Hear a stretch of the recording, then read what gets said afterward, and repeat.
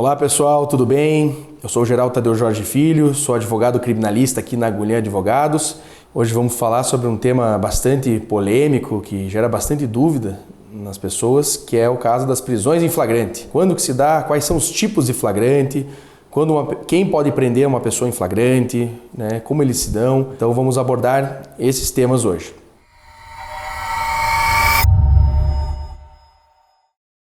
Então, pessoal, o que significa o flagrante para o direito?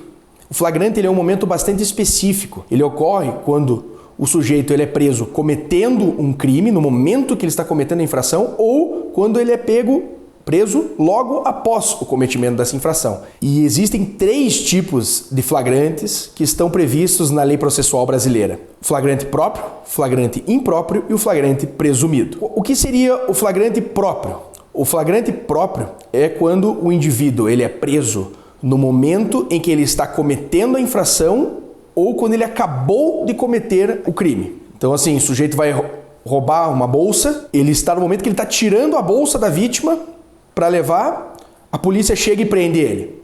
E, então, seria um caso de flagrante próprio, ou quando ele já pegou a bolsa, já está fugindo da vítima, a polícia, logo após a subtração da bolsa, ele é preso. Então, esse seria o flagrante próprio, quando o indivíduo é preso cometendo o crime ou quando ele acaba de cometer o crime, ele é preso. Esse seria o caso do flagrante próprio. E a segunda modalidade de flagrante, qual seria? É o chamado flagrante impróprio. O flagrante impróprio ocorre quando o indivíduo ele é preso logo após o cometimento de um crime. O que seria esse logo após? É um intervalo de tempo em que há perseguição do indivíduo. Então, por exemplo, ele comete um crime, uma pessoa comete um crime, rouba um celular, sai correndo, a vítima sai correndo atrás, liga para a polícia, persegue ele por 2 quarteirões, enfim, e ele é pego, digamos, pela polícia, né, durante essa perseguição. Então ocorre o flagrante impróprio quando o indivíduo é preso logo após o cometimento de uma infração. Esse logo após, existe um prazo definido na lei? Não. Ele pressupõe que haja perseguição, seja da vítima ou das autoridades públicas, da polícia, enfim. Passou 24 horas, a pessoa não pode mais ser presa depois do crime? Não existe isso. Isso é uma falácia que foi divulgada pelos meios de comunicação, por programas de TV, né? Novelas, né? Que o pessoal normalmente observa, né? Mas isso não existe na lei. A perseguição, a pessoa pode ficar em estado de flagrante por horas, por dias até, demonstrando que haja perseguição do autor, né? Que as autoridades tenham sido acionadas e já iniciem o trabalho de patrulhamento e perseguição, ou a vítima continue mesmo perseguindo, pode durar o tempo que for. Um caso bastante conhecido, né, pessoal, é o caso Lázaro, do Mato Grosso. O sujeito ficou em estado de flagrante por dias sendo perseguido pela polícia até ser pego, né, até ser encontrado. Então, não tem essa de que existe um prazo definido na lei, havendo esses requisitos de perseguição, ou ele é pego no momento, estará configurado, a pessoa pode ser presa. Por fim, a terceira modalidade de prisão em flagrante é o chamado flagrante presumido. O que é o flagrante presumido? É quando o sujeito é encontrado e preso logo depois do cometimento da infração, do crime, né, com objetos que permitam presumir ser ele o autor da infração. O que seria isso? Seria um caso, por exemplo, o indivíduo rouba um carro, sai dirigindo o carro, a vítima não realiza perseguição, né? Não pode haver perseguição, senão seria o flagrante impróprio. Nesse caso, a vítima tem o seu carro roubado, ela demora um pouco, algumas, digamos, horas, vai até a delegacia, aciona a polícia e a polícia vai e encontra o sujeito, horas depois, dirigindo o veículo dela. Então, esse logo depois, não pode ser um prazo muito elastecido, né? Mas foi logo depois, foi horas depois, e ele é pego justamente com o objeto do crime. Então, ele estaria em caso de flagrante presumido, a prisão em flagrante vai ser possível. Então, esses seriam os casos que uma pessoa pode ser detida, presa em flagrante. Fora disso, somente quando houver uma decisão judicial que determine uma prisão preventiva, uma prisão temporária ou um cumprimento de pena.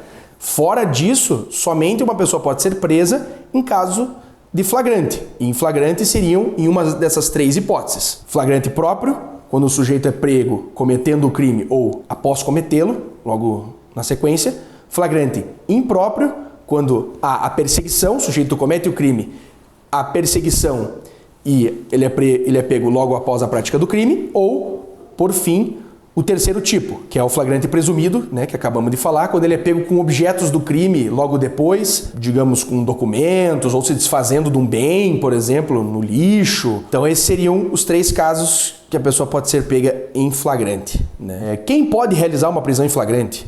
Qualquer pessoa do povo pode realizar uma prisão em flagrante, não é obrigada. Já a autoridade policial é obrigada, tem o dever de realizar prisão em flagrante quando visualiza uma situação de flagrante delito. Ela é obrigada, sob pena de prevaricação. Então, a polícia avista um sujeito vendendo droga na esquina. Ele deve realizar a prisão em flagrante por tráfico de drogas. Uma pessoa visualiza um sujeito roubando, furtando de um supermercado, pegando um bem no supermercado e saindo.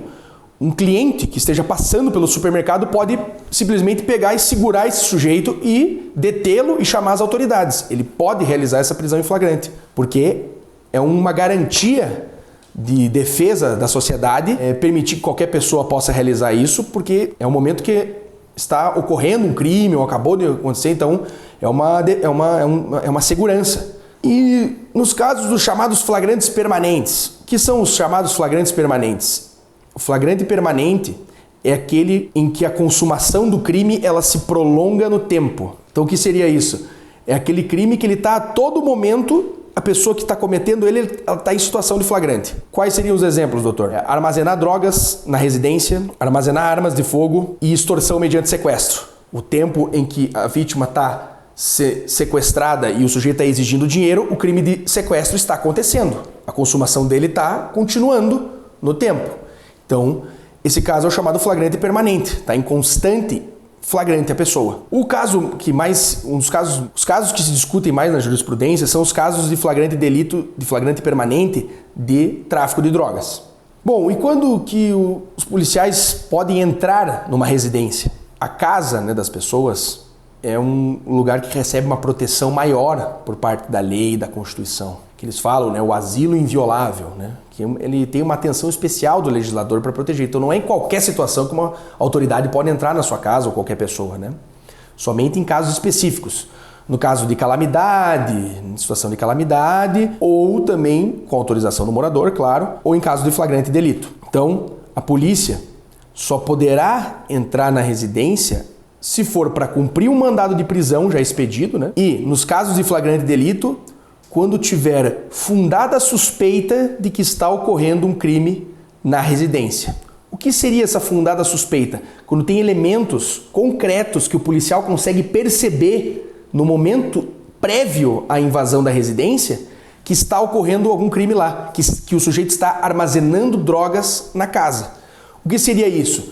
O policial vê uma intensa movimentação de usuários pegando objetos ali, trocando por dinheiro, uma série de denúncias de moradores dizendo que ocorre tráfico de drogas no local, ou por meio de campanas policiais, né, onde a polícia fica observando durante algum tempo a ocorrência de tráfico. Então assim, precisa haver uma fundada suspeita, que eles chamam, uma justa causa para que o ingresso, a entrada dos policiais para realizar prisão em flagrante por tráfico, por exemplo, seja permitida. Do contrário, o policial não poderá, mesmo que o sujeito esteja guardando drogas na residência, não tiver nenhum elemento ou tiver, sei lá, só uma denúncia anônima, por exemplo, a polícia não estará autorizada a entrar. Se não se constata, mesmo que o sujeito esteja armazenando droga na casa, ou seja, ele está em flagrante permanente, porque está com droga ou arma na casa, se não tiver nenhum elemento que permita a polícia saber que está ocorrendo tráfico na residência, não estará autorizada o ingresso dos policiais em domicílio. Mas e quando o indivíduo autorizar? Veja bem, essa autorização do morador para a entrada dos policiais, segundo os entendimentos dos tribunais atualmente, eles vêm restringindo cada vez mais. Antes bastava que o morador autorizasse por escrito. Hoje não, hoje os tribunais têm exigido que a autorização do morador para que os policiais entrem numa residência, a permissão para que ele entre, seja gravada com vídeo e som. Não basta mais uma autorização por escrito ou dizer que simplesmente o morador autorizou. Tem que ser uma situação filmada e gravada. Por fim, pessoal, Também uma dúvida que surge bastante. A polícia pode acessar o celular de uma pessoa presa em flagrante? Pode exigir que a pessoa entregue a senha para que a polícia acesse os dados armazenados no aparelho telefone celular? Não. A quebra de sigilo e das comunicações telefônicas, dos dados de celular, somente pode ser deferida, somente pode acontecer por determinação judicial, por decisão do juiz. A polícia não pode exigir com que uma pessoa que é pega em flagrante forneça senha de acesso ao celular, sob pena de nulidade e se tornar a ação ilegal, invalidando as provas. Bom, pessoal, essas foram as exposições de hoje. Em caso de dúvidas, consulte um advogado criminalista. Muito obrigado.